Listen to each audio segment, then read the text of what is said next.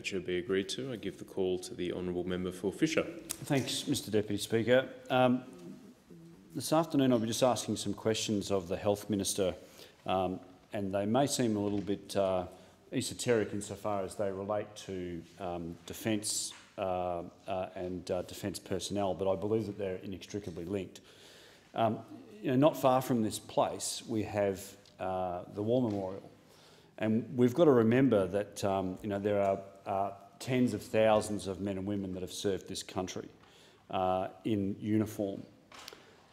In fact, in areas of my own electorate, we have our own much smaller war memorials. But for all of those men and women that paid the ultimate sacrifice, there are men and women that have served this country that have returned home bearing psychological scars of their experiences, both at war and also serving in the military. Now, to the public at large, PTSD is perhaps the most well-known of these psychological impacts. Sadly, however, our clinical knowledge of the condition and its effective treatment, though growing, is not terribly well known. While treatments are increasingly successful, with as many as 3/4 of sufferers who receive treatment substantially improving within 12 months, the precise causes and mechanisms involved in PTSD remain unclear. It's likely that further research could yield more effective diagnostic tools and treatment approaches. Now, the Minister is aware of Dr Jim Logopoulos and the Thompson Institute in my electorate of Fisher, because they're currently working on proposals for further research into the physical changes in the brain which accompany PTSD. And I look forward to my ongoing discussions with the Minister as to how the government might support that work in the future.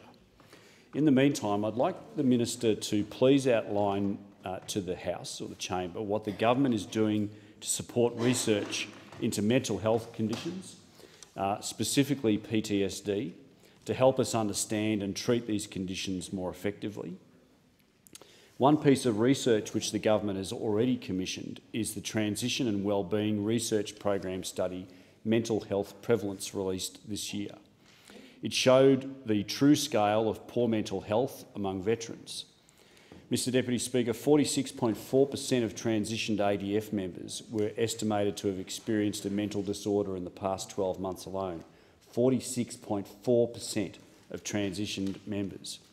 Of those, nearly 1 in 5 suffered from PTSD. Almost 3/4 were estimated in the report to have lived with a mental disorder at some point in their life. Among serving personnel, 8.3% had experienced PTSD in just the last year. Unfortunately, conditions like PTSD among veterans can have the most tragic consequences. The same report found that in the past 12 months alone, 21.2% of transition members of the ADF had considered taking their own lives.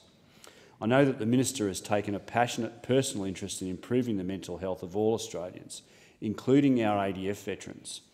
So I'd like to ask, secondly, the Minister what the government is doing to support the mental health of our ADF veterans. Because our ADF veterans are at particular risk of poor mental health because of the high stress and traumatic experiences.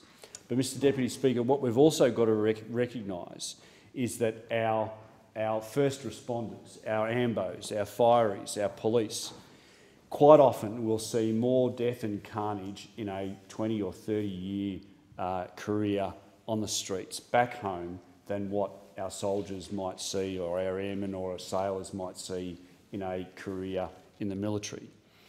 Our first responders, our emergency service workers, also terribly suffer from PTSD.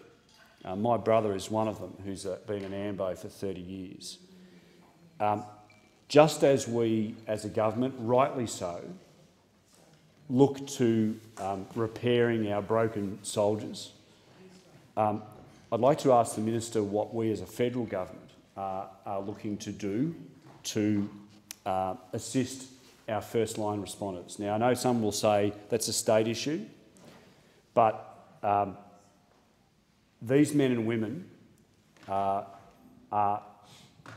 they endure the worst of all you know, without overplaying it, the horrors that we see in in modern day life. And we need to do more, and I'd like to ask the Minister what his intentions are to help our first line responders.